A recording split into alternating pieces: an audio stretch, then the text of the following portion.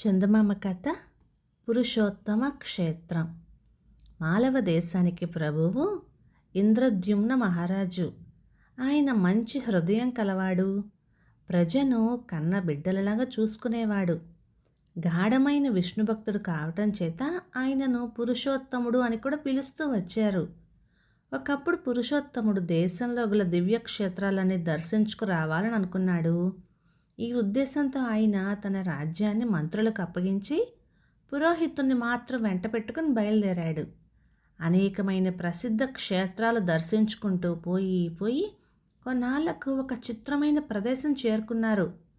అక్కడ ఎన్నో ఇళ్ళున్నాయి, కానీ ఎవరూ నివాసం ఉన్న అలికిడి లేదు. ఒక బ్రహ్మాండమైన మర్రి చెట్టున్నది. ఎటు చూసినా అది 10 ఆమడ దూరం వ్యాపించి ఉన్నది. ఒక చక్కటి దేవాలయం కనిపించింది. ఆ దేవాలయం తలుపులు తీసి చూశాడు. ఆ దేవుడు ఎవరో కానీ పూజా పురస్కారాలు అందుకుంటున్న సందడే లేదు. ఇదేమిటా అని పరిశీలనగా చూశాడు. అసలు ఆ గుడిలో విగ్రహమే లేదు. ఇది మరీ విడ్డూరం అనిపించింది. ఈ గుడి ఏమిటో, అందులో ఉండే స్వామి ఎవరో, ధూపం దీపం లేకుండా ఆలయం ఎందుకు పాడుబడి ఉందో, ఈ సంశయాలన్నీ మనసుకు పట్టి తల్లడిల్లిపోజొచ్చాడు. అయితే ఆ నిర్జన ప్రదేశంలో ఎవరిని అడగటం? ఇలా వేగిపోతూ పిచ్చివాణిలాగా కూర్చొని ఉండగా గుడి పక్క నుంచి పోతున్న ఒక వృద్ధుడు అగుపడ్డాడు. పురుషోత్తముడు ఆ వృద్ధుణ్ణి తన పాలిటి దేవునిగా ఎంచి, మహానుభావ, ఇది ఏ ఊరు? ఇంత నిర్మానుష్యంగా ఉన్నదేమిటి? ఈ గుడి ఏమిటి?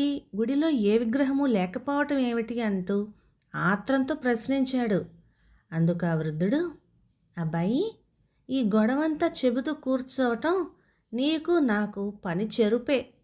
ఏమంటే ఈ సమస్యను ఆర్చేవాళ్ళు కానీ తీర్చేవాళ్ళు కానీ ఇంతవరకు నాకు కనిపించనే లేదు. కనుక నీ దారిన నీవు వెళ్ళు అని అన్నాడు. ఈ మాట వినగానే పురుషోత్తముడికి జిజ్ఞాస మరింత ఎక్కువై, ఏమైనా సరే చెబితే గాని వదిలేది లేదన్నట్టుగా పట్టుబట్టాడు. అప్పుడు వృద్ధుడు ఇలా చెప్పసాగాడు. ఓయి వత్స, నీ పట్టుదలకు మెచ్చాను. పైగా నీ ముఖ లక్షణాలలో దైవాంశం ఉన్నట్టుగా గోచరిస్తున్నది. అందుకనే ఈ ప్రదేశాన్ని గురించిన చరిత్ర నీకు వెల్లడించదలిచాను. విను.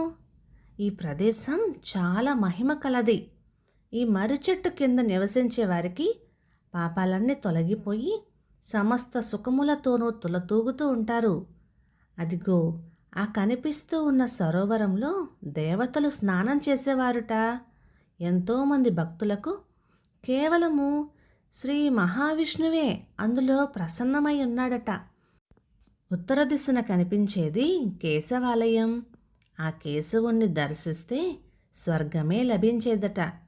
తలవని తలంపుగా ఈ క్షేత్రంలో ఒక రోజున విపరీతమైన సంఘటన ఒకటి జరిగింది. ఏమిటంటే, మామూలు ప్రకారం నేను గుడిలో కూర్చుని ఉండగా మైకం కమ్మి మేను వాల్చాను. ఒక స్వప్నం వచ్చింది. స్వప్నంలో నారద మహర్షి కనపడి ఒక సమాచారం చెప్పాడు. ఓయి సద్గురు, ఇంతవరకు మహిమలతో కూడుకొని ఉన్న ఈ ప్రదేశంలో గొప్ప మార్పు రాబోతున్నది. ఏమంటే, ఫలానా మర్రి చెట్టు కింద నివసించే ప్రజలందరికీ స్వర్గప్రాప్తి లభిస్తూ ఉన్నదే. మరి వేరే నరకం ఎందుకు సృష్టించావయ్యా అని బ్రహ్మను ప్రశ్నించారట. ఈ ప్రశ్నకు సమాధానం చెప్పలేక బ్రహ్మ సరాసరి విష్ణుమూర్తి వద్దకు పోగా విష్ణువు, సరే ఉపాయం ఆలోచిస్తాలే అని చెప్పాడుట. నీవు భక్తుడవు గనుక ఈ రహస్యం వెల్లడించాను అనేసి నారదుడు మాయమయ్యాడు. వెంటనే ఊరివారికి నా స్వప్న కథ చెప్పాను. గుడిలోకి పోయి చుట్టుము కదా, కేశవుని విగ్రహం కనరాకపోయే. నారద మహర్షి వచ్చి నాకు కలలో చెప్పిన హంస ఇలా ప్రత్యక్షంగా రుజువైనందుకు అందరూ ఆశ్చర్యపోయారు. ఆ మరునాడు మళ్ళీ నారదుడు నాకు కలలో సాక్షాత్కరించి, సద్గురువు, నీవు విచారించకు. మాధవుడు మళ్ళీ వచ్చి గుడిలో ప్రవేశించాలంటే ఒకటే మార్గం ఉన్నది. దేవుని యందు నిండు విశ్వాసం ఉన్న ఎవరైనా తెల్లవారుజామున ఒంటిపాటుగా బయలుదేరి తూర్పు దిశగా చూస్తూ పోతూ ఉంటే ఈ సరోవరం ఒక బ్రహ్మాండమైన సముద్రంగా మారిపోతుంది. ఆకాశమంత ఎత్తున అలలు లేచి భయంకరమైన శబ్దం చేస్తూ ఉంటాయి. ఎంత మాత్రము చలించక ఆ అలలలోకి దూకాలి. మధ్యన ఒక గొప్ప రావి చెట్టు మునిగి ఉన్నట్టు కనిపిస్తుంది. ఆ చెట్టు కొమ్మలు నరికివేస్తే అప్పుడు పరమేశ్వరుడు ప్రత్యక్షమై కావాల్సిన కోరికలు నెరవేరుస్తాడు అని చెప్పి అంతర్ధానమయ్యాడు. ఈ స్వప్న కథ విన్న పురుషోత్తమునికి మనస్సులో ఆరాటం మరీ ఎక్కువైంది. తాతగారు, ఇప్పుడే నేను బయలుదేరి వెళ్తున్నాను. ఎన్ని కష్టాలకైనా ఓర్చి విచిత్ర దైవమైన ఆ మాధవుణ్ణి ప్రసన్నం చేసుకుంటాను. ఆ స్వామి కటాక్షించి మళ్ళీ ఆలయంలో ప్రవేశించే వరకు నేను నిద్రాహారాల కోసం ఆపేక్షించను అని తన నిశ్చయాన్ని వెల్లడించాడు. ఇందుకు వృద్ధుడు, నాయనా, నీలాగే ఈ ఊరిలో చాలామంది ఉబలాటపడి ప్రయత్నాలు చేశారు, కానీ ఆ భయంకర దృశ్యాలకు తట్టుకోలేక మరలి వచ్చేశారు. నేనే వెళదామనుకున్నాను, కానీ వృద్ధాప్యం వల్ల వెళ్ళలేకపోయాను.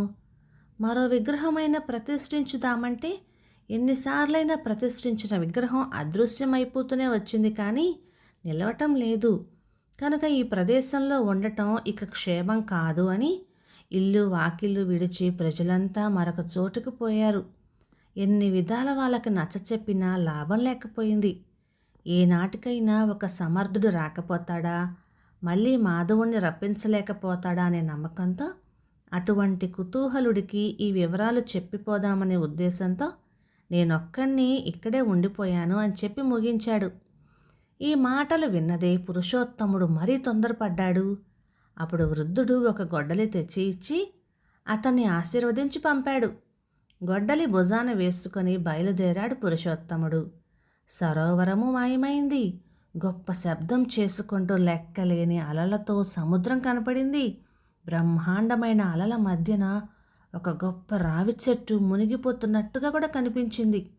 ధైర్యంతో అలల మధ్యకు దూకి ఆ చెట్టు కొమ్మలు నరకడానికి ప్రారంభించాడు.